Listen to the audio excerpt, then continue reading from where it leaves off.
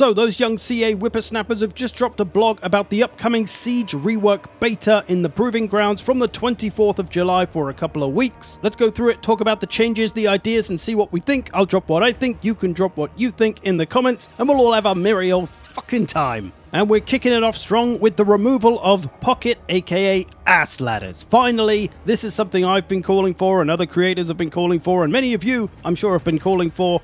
The removal of ladders that can just be spawned out of units' asses and then used to climb the walls at any point in a siege. The reason this has always been bad in my eyes is because it kind of devalues the point of having these massive freaking walls. You want to be able to defend the wall and the gate and keep the enemies out entirely. That's best case result for a defending army, right? But with ass ladders, that's basically impossible because some unit can sneak in somewhere and it'll just run around, start taking your little capture points and whatever. And then, yeah, it doesn't really feel like much of a defense if things are slipping through all over the place. So I think this is ultimately going to be a good change. It is going to be a toggle option though, so if you don't like the idea of it, you can just keep the game as it is if you want to. It might even be fine if you had some ladders, like if you could have 3 units that you can assign ladders to at the start of the battle in the deployment, that would be fine. So there's a few ladders, because realistically, you could build a few ladders. Maybe you get those for free if you don't have time to build siege equipment, but perhaps ladders could become a buildable thing, so you could get more of them if you want to. This will also make being the attacker in a siege a little bit more punishing, which is how it should be, I think, with the attacker having a much harder time than the defenders. Thus, the attacker has to play a little bit smarter, a little bit more strategically, which we probably can't hope the AI is going to do, but as a player, it should be a little more interesting.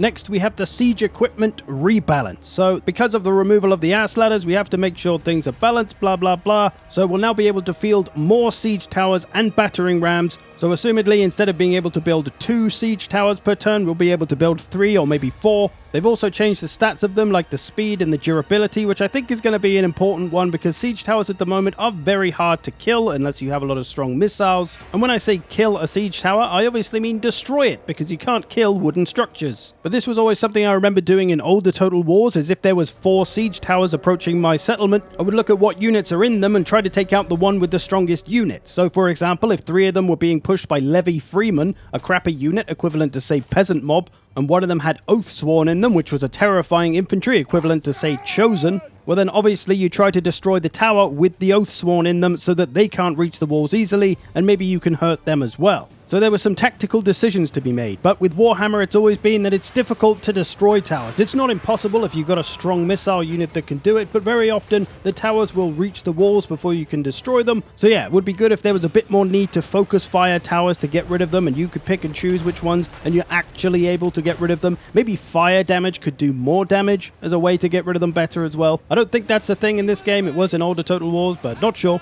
And yeah, same idea with battering rams, so hopefully that's something we can find the right balance with, especially as we're going to be able to build more siege towers. So getting rid of the ladders is going to be pointless if we can kind of build 10 towers in like 2 turns or something. It might be a bit silly unless we can destroy them easily on their approach. So we'll have to see how that is. It also mentions here that they're changing the way siege attrition works, turning it into a linear progression, making it stronger and stronger with each consecutive turn a settlement remains under siege.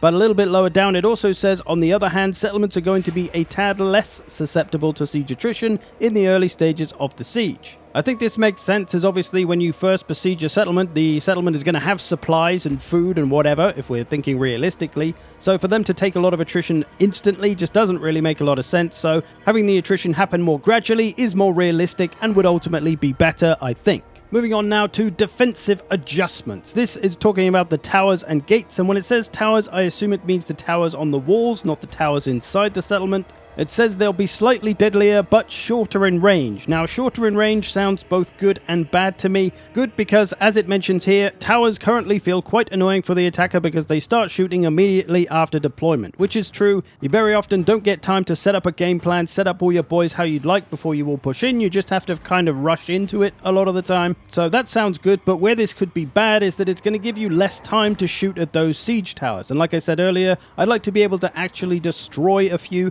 before they reach the walls. Obviously, not all of them. If there's, say, 8 siege towers coming for my walls, I want to be able to destroy maybe 2 or 3 of them realistically. But a lot of the damage to those often comes from those towers on the walls, so we'll have to see how that is. It also says gates will be more durable from regular and some monstrous infantry attacks, but less so against battering rams. So in theory, battering rams should overall have a little bit more usage now. I think when it comes to gates as well, there should perhaps be some kind of mechanic where you can actually damage a unit that's attacking the gates, like pouring boiling oil, right? The classic. Because otherwise you can just send a unit of monstrous infantry in to bang on the door, or some dogs, or a lord and hero, and although it might take a while, they don't take any damage, and you can just keep your army out range of the towers so they don't take any damage, so you can kind of quite easily cheese the doors that way and not really still need a battering ram. But I guess we'll have to wait and see what they've done with gates. Maybe they've doubled their health from what they currently are, which would make them take a long time to take down. Maybe the battering rams are just more readily available, or just a bit quicker now. We'll have to see. Overall though, most of these changes, pretty positive.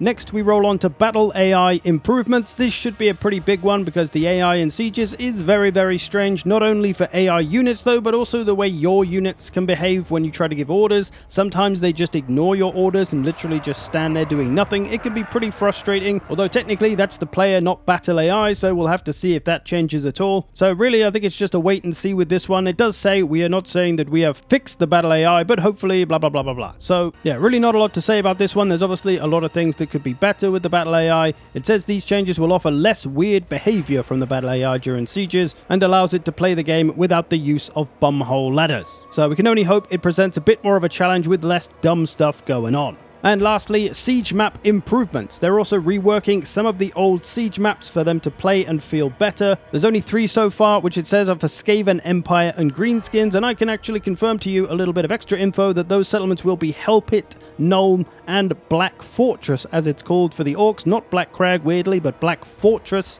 So 3 new settlements, but what's most interesting is that they are finally trying out giving a little bit more room in the settlements to actually maneuver. This is something I've banged on about for years. I've had some pushback on it in comments, people saying it's a dumb idea, but I think it'll be much better. Having the room to actually maneuver a few units will make it kind of like little mini battles in these open spaces, rather than settlements being a massive tunnel network of choke points just all over the map, as many of them currently are. Having a little bit of room to maneuver and actually pull off some tactics rather than just grinding through all the enemy units should, in theory, in my opinion, be better. So we will finally see whether I'm right or whether I'm just a massive twat. But yeah, certainly looking forward to checking out those as well. I think having a bit more open space will also help with pathfinding for the AI and for your own units moving around. Because like I mentioned earlier, one of the most frustrating things about sieges is when you tell your units to do things and then they just stand there and die. So yeah, hopefully these maps will be good, and then they'll start to roll out a few more over time as well. I think there are some maps that are probably fine, but there's definitely some in need of some love, so we'll have to see what they've done with these new ones. And then lastly, in the final bit, which says what's cooking, they talk about a bunch of other things they'd like to explore in the future, such as introducing ladders as a new constructible siege equipment, kind of like I mentioned earlier, rebalancing the way garrisons work and what units are available to them for all factions, changing the way the building of towers and barricades works, as well as more battle AI and pathfinding upgrades. And there's also mention of improving auto-resolve as well. So yeah, a bunch of nice stuff there that they might play around with in the Proving Grounds beta eventually as well. But for now, we got plenty to see how it works, how it's changed, how it's going to make sieges better. I am looking forward to this. Very often at the moment I do kind of rush through sieges myself just to try and get through them as quickly as possible. I don't really enjoy playing them, but I do want to. I used to with older Total Wars, but a fair few things in Warhammer sieges have put me off over the years, but this is starting to sound a little bit better now, so we shall see. But I think we can all agree that the most important thing for sieges, the only way we can really move forward with sieges and for them to truly improve, is if ghosts can just pass through the fucking walls or gates. I never want to see a ghost climb a ladder ever again. There's just nothing in the world that makes less sense than a ghost climbing a ladder. What? Alright, I hope you've enjoyed this. Thanks for watching. Let me know what you think. I'll see you in the future. The future.